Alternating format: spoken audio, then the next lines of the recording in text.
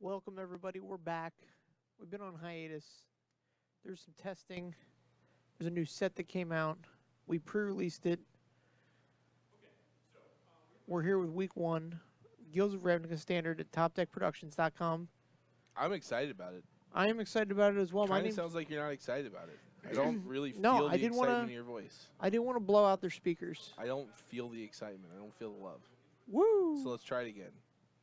From the top. No. My name's Taylor Gunn. This is the handsome and annoying John Douglas. He's on one tonight, so welcome everybody. Get ready for it. John Roth's got a nice mono black deck. Yeah. Everybody's adding colors. He's taking them out. Taking them out to lunch. Jake Valentine playing Sultai.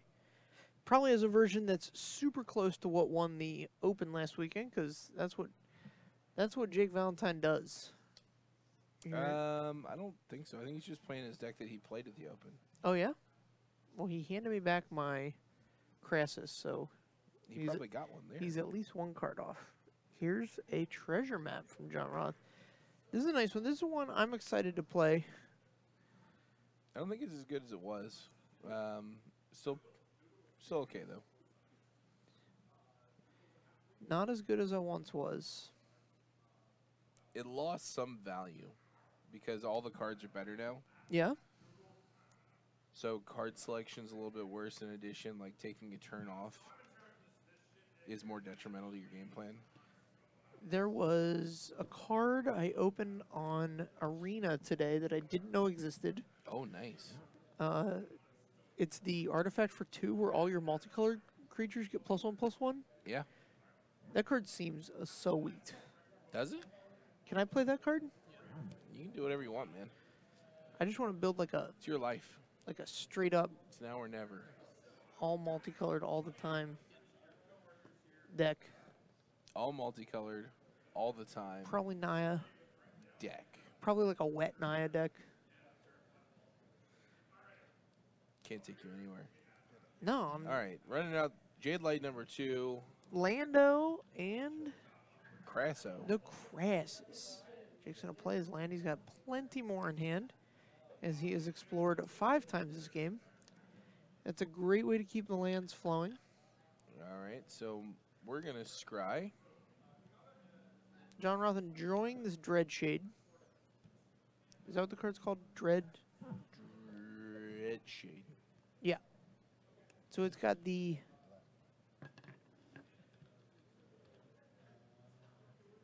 Definitely called a Dread Shade.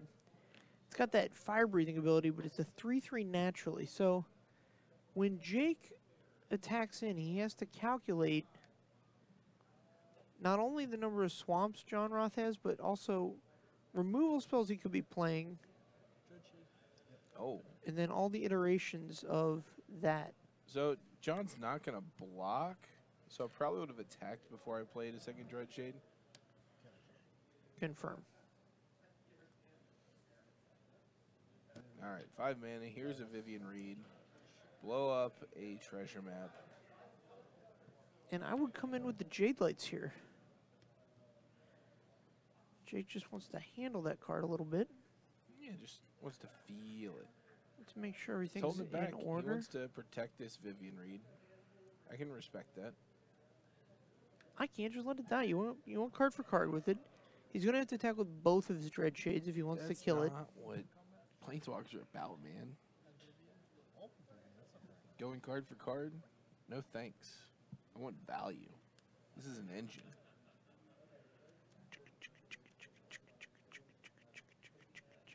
Toot, toot. Oh, wow. Jake keeping the engine around. He is sacrificing here. So if I'm John, I can literally tap all my mana and just Wrath Jake's board. You only need and to keep have my 2 2. mana. No. Well, yeah, if the smaller gentleman gets involved, you have to make this guy a 6/6. Which you can do. Yeah, I'm just saying, but that taps him out to save both the Dread Shades. And Jake's tapped out, so you literally just paid 4 mana, and you got to Wrath your opponent's board. That's amazing. It's a little bit different. There's a big tempo hit here. Okay.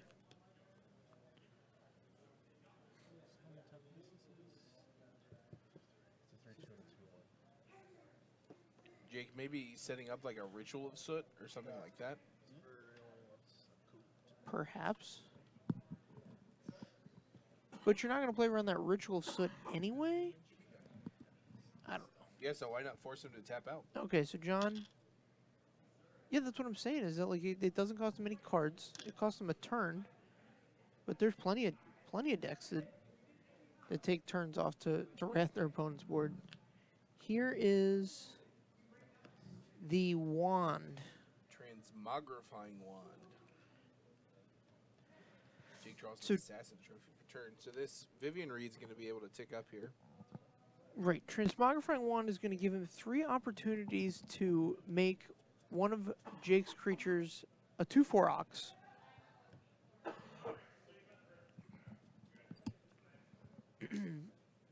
The Oxen are coming. Yep. John's definitely getting out the Ox cord here. How do you feel about that one? That was a good one. That was great. Great. Best thing I've ever heard. I got a great from John Douglas. Might be the best review I get all day from anyone about anything. All right, so we've got Vraska's Contempt on a Dreadshade. Keeping 2 mana up. Not willing to extend Crassus into a wand. Which I can't disagree with him about. I mean, if he hangs out, the Vivian Reed can take down the wand. Did you not plus the Vivian Reed? I think he did. I think it went to from 5 to 2 to 3. It should have gone to 4 there if you plussed it.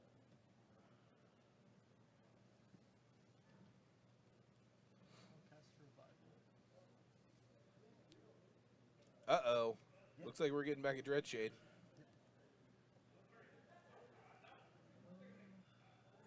4, 2, 3. Nope. What? Comes in at 5, then you destroy an artifact, put it to 2, and then +1 is 3. And then on his opponent's turn, he blocked a bunch of stuff. And +1 again. How many turns has Vivian Reed been out? I think it's been activated 3 times. So if it's been activated 3 times, you should be at 4, right? Minus ++. The Assassin's Trophy cleans up the Dreadshade. He may have only been activated twice. This might be the 3rd time. Jake's usually pretty good about keeping track of that, so we'll just assume it's right. Yep. I say as he just spins the die. Right. There we go. Yeah, the Chupacabra is going to be a big game here. Yeah. Yeah, Jake just gets to hang out here and continue to build up lands, card advantage. Tab out for this. Gigantocrassus for 5. I don't know what's in his hand. If he had more of an if he had an opportunity to play tap land here, Yeah. would have been a good opportunity for it. Right, because you're not going to get anything. You get an extra counter on the Crassus by not playing the land, but not another draw or another life. Right, and you're playing this into a Transmogrifying Wand, so... So here's the Hydroid Crassus, everybody's favorite jellyfish Hydra Beast. I gotta admit, I kind of whiffed on my analysis of this one. So I thought it was not as good as it is, or not as prolific as it's been, I guess. Right? But it's just been everywhere in the top decks. It's very strong. Yeah, super good. I don't think it's found its best home yet, but I think it's definitely a very good card. Yeah, sure. Look, I think it's fine in these Sultai decks. Yeah. I don't think it's like, you know. I don't think the Sultai deck is a Hydroid Crassus deck. Correct. That's a... But I don't think a Hydroid Crassus deck is necessarily better than a Golgari deck with Hydroid Crassus in it. Okay. Yeah, you can think it belongs in a Simic Growth deck, but... I mean, what's a Simic Growth deck, man? What is a Simic Growth deck? Probably doesn't have Chupacabras in it. Probably not running Find Finality. No, definitely not running either of those cards. And both of those cards are still very powerful in this environment. Yeah. Speaking of cards still very powerful, how about Wild Growth Walker? Yeah, this one is not gone by the wayside, and I think it becomes even more important in this environment because the red decks got so much better. Yeah, this card is super important. Yeah, when you talk about decks that won and lost with Ravnica Allegiance, Red deck the won. red deck RDW. wins. Ones. Twos. You just upgraded it to a 2/4 though. There you go. No big deal. Maybe John Roth setting up his own ritual of soot. I don't know that that's a thing, but we'll find out. That we will. What flip land is this? Did I miss that? It is... Nobody knows. That's fine. Is it the Golem making one? I think it's the Golem making one. Yeah, that one's sweet. Yep, we're making Golems. Look at that synergy. Alright. Boop. Poisoner your T-Rex. Yeah, so he's going to take some damage here. The 7. Carnage Turn is going to roll over the 2 toughness poisoner. And, excuse me. But the Golem's going to stick around, gets to block the 2/4. And now John Roth, hopefully, I think his plan here is to make his board presence known. Chupacabra takes down the Golem. As long as he can keep Jake off of Wild Growth Walker, he'll be in good business. Oh man, getting this Carnage Tyrant back is a big deal. Yeah. Fine finality. Oh, and he has the Wild Growth Walker anyway. Fine finality for Hydrid Crassus Carnage Tyrant is just like, well, I still want to play in this game, so I'm going to get back the 2 best cards in my deck. Yeah, Fine Finality for Hydrid Crassus period is just incredible value. But yeah, I definitely missed on that one. So I looked at it a little too logically. Like a 4/4 for 6 is probably, like I figured it was probably its most frequent use. And that's kind of the truth. But it's also not the whole story. So, like, you draw the 2 cards, you gain 2 life, which in and of itself isn't backbreaking, but it's good. Yep. The fact that it's on cast is good against control decks. The fact that it's modal and you could just play like a 2/2 flyer that draws you a card and gains you a life for 4, or like in the late game something much bigger and much better. Right, yeah, it gets very big very quick. The fact that you get to do all those different things is incredibly relevant.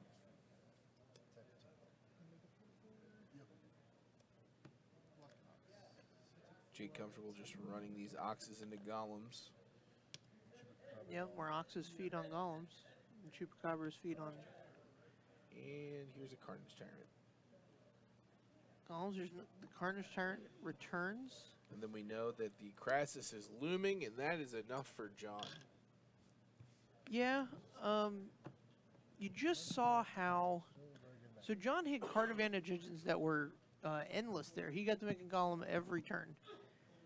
Whereas Jake had engines, but they weren't like these limitless engines, but it was just so much better. It felt like they were limitless. Right. He's going to cast a Crassus for 4 cards next turn. Yeah, that's just silly. That's basically limitless. Additionally, Jake transitioned into kind of a tempo game as soon as he saw John's Golem transmogrifying wand plan.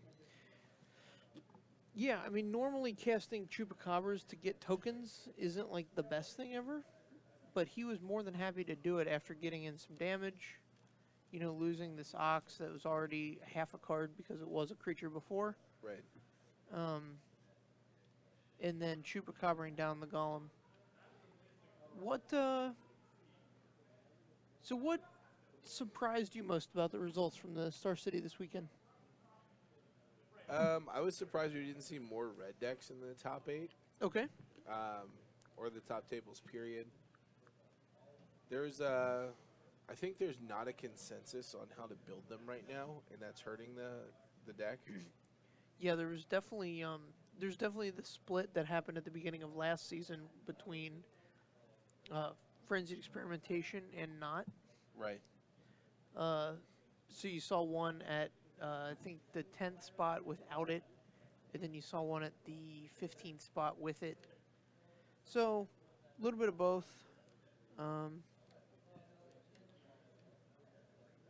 I thought that was interesting as well. I'm going to concur with you. Oh man, I get it. I concur. I also think that there is a large movement rather to add black to be able to play what's being known as the Death Whirler combo, where you have status and Chain Whirler. Oh sure, you just get the whole team. Yeah, just 2-card Plague Wind, 3/3 first striker. It's very good. A little susceptible to instant speed removal. Not relevant in all matchups, but I think the payoff is worth the risk. If I was going to play like a primarily red deck right now, that's the direction I would be going. I'm enjoying my tennis Okay. oxen. I think it really eats up these Sultai decks. And I think you can use it as a tempo play against them. Right. Because they tend to flood the board. So they'll usually have like a really weak 2-drop, kind of a weak 3-drop, and then turn 4s when they're going to try to set up their Wild Growth Walker Explore creature. Yep. And both of those creatures end up relatively big. So that's when you can clear their board and like get in with your other guys and really push the damage through. Yeah, and it's a really good late game. Like if they're overwhelming you with Crassuses and Carnage Tyrants. Yeah. To be able to like mop them up a little bit, push in your last 5 or 6 points. Yeah. If I was going to play that style of deck, I would definitely not. You can't play experimentation. No, you would play Theater of Horror. Oh sure. Yeah, You're on a totally different, I think, build. I think you're starting from the beginning if you're gonna play this type of situation. I feel like it also really targets the Sultai decks. Probably does really well against this Bant mid-range deck that came up in 2nd place this weekend. Sure. I thought this was a really nice 75 that Jonathan Hobbs put together. Frilled Mystic and Growth Chamber Guardian. I think you just really like Frilled Mystic. I really do like a Frilled I Mystic. think you just Control F Frilled Mystic and be like, this is the deck list. This is where we want to be. No, obviously it did very well. I think it's kind of all over the place. Like I don't think it has a game plan really. It's just a bunch of really good cards. But that's fine. Like sometimes it doesn't. Yeah, I mean it definitely has creatures at every point on the curve as well as instants at every point in the curve. Right. So it's got a lot of different things going on. I think the overall game plan is to get on board with these Growth Chamber Guardians, and then or a History Benalia, and then protect with Spell Pierce, Syncopate, and Frilled Mystic. The deck that didn't do as well that everybody was expecting were the Nexus decks. I feel like that one was on everybody's radar. Yeah. It's really the talk of the town. I think it was on everybody's radar as like a possibility. Yeah. But everybody that tested it or against it knew that it was just a little too inconsistent and or like it needs to be fine-tuned a little bit better. Sure. Honestly, it was probably a case, especially this week, of people being over-prepared for it. Normally, these Nexus decks should eat the Sultai decks up Like, they just don't have the clock to deal with it. Right. But I think there was just a lot of preparedness. I think the new breed of Nexus decks is better than the old breed by quite a bit. Are you talking about the Gates version? Just Wilderness Reclamation period is an absurd card. You should be calling it the Wilderness Reclamation deck and not the Nexus deck, because it's Wilderness Reclamation is the reason the card's good. Sure. The deck's good. Setting ourselves up for the turn 3 big old Wild Growth Walker.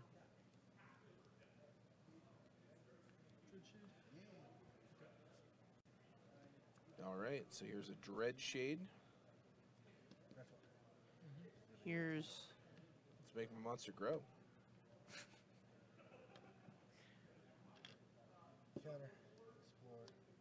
For all you guys out there, that's a Power Rangers reference. Oh, they know. Do they? They know. I feel like those of our viewers that are more on like the Power Rangers, what they call them, Strike Force?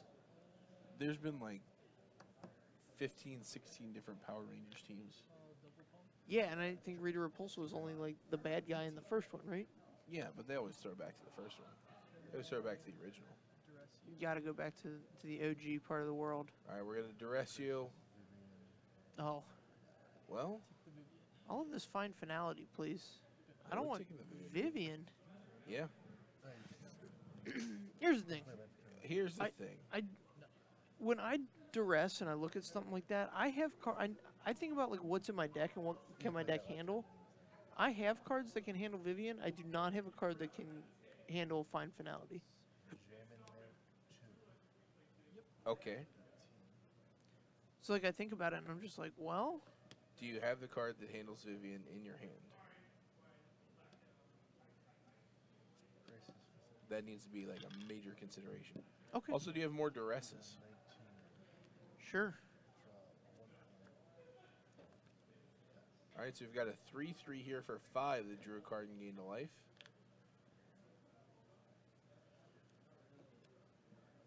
Yes, we watched Jake cast this now twice on odd numbers when it is most effective on even numbers. This is a good block. Is this a good block? Yeah. Blocks for 5, makes John pay 3 to keep his creature around. So he would have to pay the 3 to keep his creature around. He would have to take his entire turn. And Jake is I don't adding hate... more mana and getting bigger Crassuses as a result. I don't hate spending a removal spell on the Crassus here, either. Yeah, if he's got like a Vraska's Contempt, he knows about the fine finality. Then you just get to eat the Branchwalker for free. Yeah. The old limited trick, you know? Now Jake's going to be able to find back both of those creatures and play the Explorer for more value. And then we know what's going to happen next turn. Here we go to Value Town. Oh, jeez. John can't be happy about that. No? We'll play a tap land for turn if we've got one. And we do. Oh, yeah. And now this Branchwalker is big enough to where it can block the Dreadshade and force him to tap mana. John looks like he brought in a Sorcerer's Spyglass, presumably to help with the Vivian read. Yeah, that is one of the cards that will help with that guy. So John attacks for 1. Sure. Take 5. Oh, we're pumping it twice. Oh, Jake decided not to block. That's why. Yeah, if I'm John, I'm 100% evaluating what I'm going to cast that turn before I attack, Yes. because it's very relevant. This Wild Growth Walker is grown to the point where you're going to need to spend a Vraska's Contempt on that, and you have 2 Hydroid Crasses coming down on consecutive turns.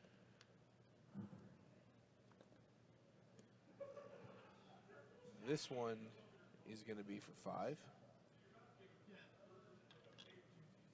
Draw 2, gain 2. Gain 2 life, but I have 2 cards. Yikes. Double yikes. Yeah, Drew the double dino draw? all the dinos? Double dino draw. All right. So this Poisoner will deal with the Wild Growth Walker. That's good. Doesn't know about the Carnage Tyrant coming down soon, but that's fine. He will soon find out.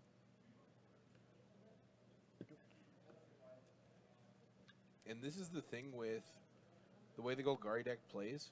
Jake, if John swings in with this Dreadshade, Jake is 100% going to block. Yeah, absolutely. It's like, all right, you're going to have to tap out your entire turn. I'm going to keep producing value with every one of my plays, and it's just going to snowball out of control. Yeah, if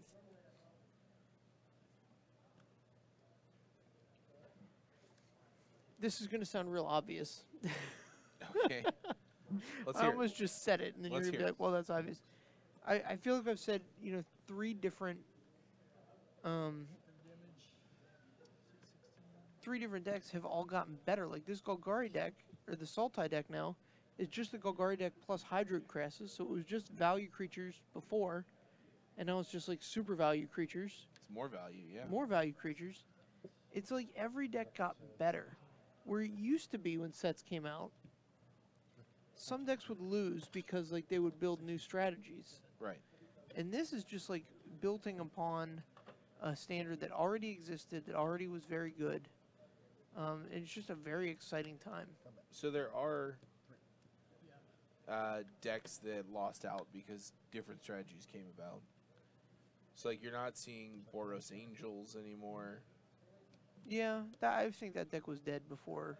You're not seeing like the Jeskai controls anymore. Where's Niv Mizzet? You're not seeing any Niv Mizzet. Yeah, Niv Mizzet fell by the wayside a little bit. We saw a lot of those decks get played. I saw a couple of them on camera. And Is It Drake's deck ended up in 6th, but Niv Mizzet's been relegated to the sideboard in this one. Right. Part of that's people excited to play new cards, and there weren't really any new cards for the Is It Niv Mizzet decks. Yeah. Jeskai control and the like. But at the same time, it's all these new cards are making these other decks so much better. Yeah.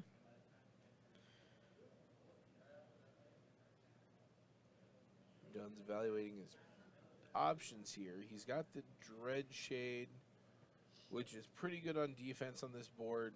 He could trade it with the Carnage Tyrant if he really wants to. Obviously, that's not what he wants to do, but it might be what he has to do.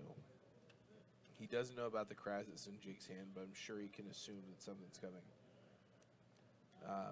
He used his Poisoner on the Wild Growth Walker. And here's the Golem that's going to... he has to orchestrate this flip. Yeah, I don't like this play at all. So it lets Jake attack in and 2-for-1 him with the Carnage Tyrant. Yeah. And I think what's probably going to happen here is he's not going to block. He's going to take one big hit from the Carnage Tyrant. And then next turn, try and flip the Golem and trade off the Shade for the Carnage Tyrant.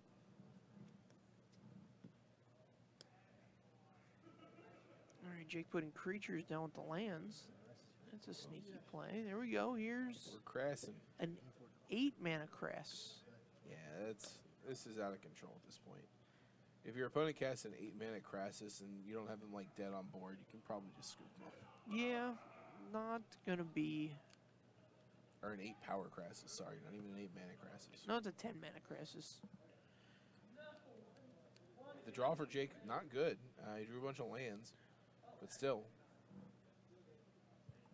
Still, we've got An 8-8, and you're at 4. 8/8 Flying Trample. And a 7/6 Hexproof Trample. But we drew a Bloodfast. Yeah, So that's not. all's right in the world. Is it? Yeah. Alrighty.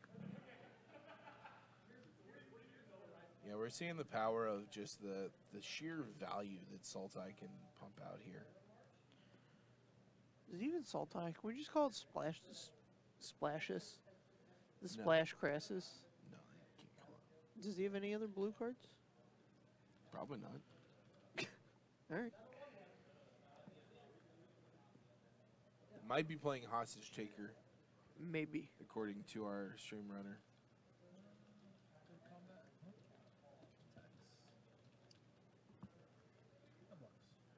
Yeah, he was talking to me before about. Got 4 mana here. Oh, Rituals, so it's gonna clean this up. Sure. Still puts you down to 1, and you'll still have to deal with this Carnage Tyrant, and you're still down on cards by quite a bit. But hey, oh no, Or you're you can dead. just die. That is a creature. That is something that can happen. You can Who knew just die. that? So yeah, maybe Hostage Taker's in there too for the blue.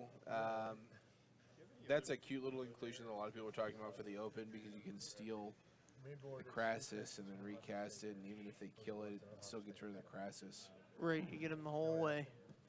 On So that it's adorable, but it's not not amazing outside of that interaction. So I It's don't like the know. Abraham Stein. Yeah, not the It's end- Dylan not the end of the Donovan world. from this weekend. Or the Um, beginning of the world, as it were. You saw flash up there on the screen. We've got our subscriber giveaway. We're several subscribers short of the grand prize, which is going to be a foil Ultimate Masters Mana Vault. And there's only a day left on that. But currently, we have reached how many? I'm not sure. A bunch. Subscribers. I believe we're at the Dark Depths, or we might be just a couple short of the Dark Depths. We're at 37. So we're 3 short of a Dark Depths giveaway. Currently, there is a Back to Basics giveaway going on. So Yeah. get subscribing, get your chance to win some sweet Dark Depths. That is a sweet one. Sweet Sweet Dark, Dark Depths. Do you Yeah, just fade Jake out there. There you go. there you go. It's getting dark, Jake. You're getting sleepy. Fade him out. So we've got about 15 minutes. How are those tables looking out there? Stream runner. 3 tables left. Wow, we're going deep. We're going long, so we might have we might have some time here to chit chat. So if you guys have any questions, anything you want to chit chat about, please let us know in the chat. We'll always take Let's chat. we'll always take topics. Topics. Topic number 1. Topic number 1, it's cold in Cincinnati. Yes, the weather outside is frightful. Topic number 2, it's hot in the standard environment. Standard environment, we talked about it. It didn't even settle down totally, in my opinion. We're in week 1. No. Before we got the new set, I felt like It settled down before we got the new set. It was settled. all right. So that format was solved, but I no didn't say it was soo- solved. I said no, it was settled. No sooner than that was solved, we got the new set. No one said solved. And one does not simply enjoy polar vortex. And so no sooner than that got settled. Settled. Like the wreckage. Yes, we got a new set, and we've got new decks. Old decks became better. I think the Golgari deck got an additional value guy and is way better than it was. It's better than it was. I don't know about way better than it was, but yeah. The red deck. Tell me about the red deck. The red deck got to reopen an old discussion because of Light Up the Stage. I don't know what the discussion at Reopen was, but it's So- it's good again. It's good again. Hey, red deck back. Hey, red deck came back. There was a discussion between risk factor versus experimental frenzy, and we kind of settled it. Most people were playing experimental frenzy. But now we have Light Up the Stage, Mm-hmm. and that is just, I think it puts risk factor into the head of that discussion. I think it's the better version now, in my opinion. Risk factor or light of the stage? Risk factor, you play both, Oh. but you play risk Oh. factor over experimental frenzy. Oh. Oh, Oh. you're just moving a lot more cards. You were never. It was often with experimental frenzy that you would run out of. You would hit a land on top of your deck that you couldn't play Mm-hmm. before you would run out of mana. Yeah. Whereas this way you have So the idea was more you'd card- play treasure map so you can. race. You can keep moving. Right. But with the current versions of the deck, you have more cards than you do mana. So like your hand never empties with risk factor Correct. entirely, and that makes Light Up the Stage way better. The red decks now don't play like the red decks used to, where like you want to deal as much damage as you can on turn 1, and then turn 2, and then turn 3, and then turn 4. Right. Now it's everything's setting up to like this huge turn 4, where you're just trying to deal them like 13 damage and kill them. Usually that revolves around some action from your Steamkin, whatever that card is. Yeah. I can't remember the name of the card. Runaway Steamkin. Runaway Runaway Steamkin. Steamy Boy. Never coming back. How'd your Mardu deck turn out? The mana's not great. Okay. I'm still gonna We play knew it. that was going to be the Yeah, case. Still gonna play it. Still gonna rock it. It looks like it's a lot of fun. I'm thinking that it's gonna be much better post rotation. So I'm not like sad that I bought cards Right. because it doesn't really play anything from like the older sets. Right. And in that regard, we've also got this War of the Spark coming up, which takes place on Ravnica, so we could potentially see some additions to that strategy.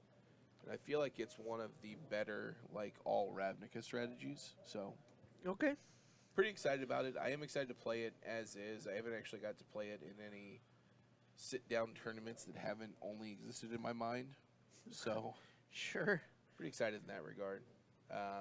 Waiting on a couple more cards to come in from TCG player, actually.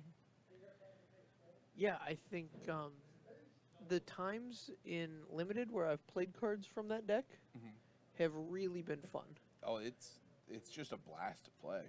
Yeah. I wouldn't know, but I assume Right. it's just a blast to play. I'll tell you Ask this. me next week. I'll tell you this much. Judy is completely unfair. Judith is a nice one. I really like that card. Judith is quite the good lady. She is a kind lady. The deck I'm looking forward to playing is this Gruul deck. You had to go pretty deep down in the results from last weekend to get to the Gruul deck, Mm-hmm. but If you look at like the top decks, they're all pretty much already established archetypes. There's nothing like new there. Just because it's much easier to build that for a tournament for week 1. Because your worst case scenario is much better than a pure brew. better than a pure brew. So, the 28th place deck from Star City had all my favorite cards except for Domri. Yeah, I don't think Domri is great right now.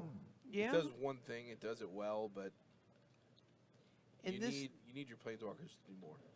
this list was also not playing Rally the Clan. I don't know what that is. What's the enchantment called? Rhythm of the Wild? Rhythm of the Wild. This is a rhythm of the wild. Domri is bonkers in Arena Best of One. Well, that's a good story. I'll believe you. I've been chaining. Oh, he's talking about playing Llanowar Elf and Aurelia in the same deck. That's ambitious. Ambitious. So you guys tell me if I'm doing this right on Arena. I had some number of gems that I'd been saving up waiting for Allegiance to come out. And then I took my free Allegiance draft from my pre-release kit. And I have been able to run that up into like 4 drafts. Wow, humble brags. And through that I've been getting all my daily tasks done to like collect gold. And so like I don't know if that's like the right way to like everybody talks about playing constructed on Arena, and I don't know, are you guys doing that for fun, or is that the best way to build value on Arena? Because I think some people are just buying in, they're just putting down the, $150, $200 that's going to get you enough of the mythic wild cards and stuff like that you can build decks. But That's not what you want to do. I'm on that free grind, yeah. So do I want to build a deck? Do you want to play standard? No. Well, the thing Well, is, then don't. the best way to play You Arena don't is need to play the brag about modes your sweet No, I hear draft skills. Well, I want We to. all know you're a master. I hardly a master. We all know. I am not very good at Magic the Gathering.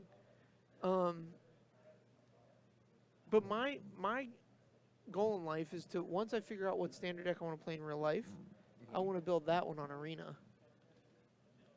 Just to be able to like play it a million times. Okay. I don't know. I know we're going to the Grand Prix in the end of February. Right. Magic Fest, I'm sorry. Yes. And so like I don't know if I need to pick a standard deck before then. Probably. Probably. Do I want to play standard there? I don't know what I'm doing.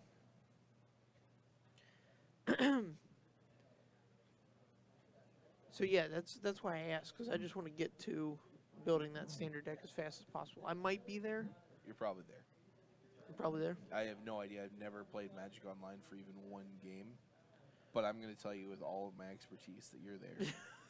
You've achieved the dream. Living the dream. All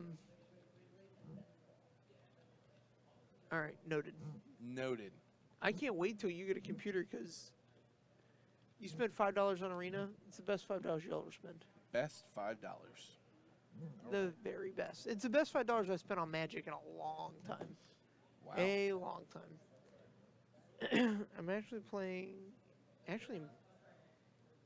Platinum 4 in Ranked. I don't know, so I know it's like common, uncommon, rare, gold, mythic, Platinum Mythic, right? Only best of 1 matches, though. Well, that's an embarrassment. You're an embarrassment to... Bronze, silver, gold, platinum, mythic. Okay, yeah, I'm in like bronze. I don't know, it hasn't given me an update on my ranking in limited. I drafted twice today and it didn't have anything. Here's to here's to my boss canceling work today. You're probably at the top of the rankings. They don't need to keep reminding you. Oh sure. Just like, yeah, you're still up there, man. Hey, ranked ladder is changing from best of 1s to best of 3s tomorrow, I think. Did somebody say that in chat? No, Or are you just talking? I'm just telling people. Okay. I believe it changes to best of 3 tomorrow. That'd be sweet. It might be like tomorrow night into February 1st, but I remember January 31st being the date. So, exciting. All right. Well, we've got about 5 minutes left. We're going to go wrap up this round. Wrap it up. See if we can find somebody to play the next match, and we'll be right back. So don't head anywhere. Stay here. We got more hot standard action.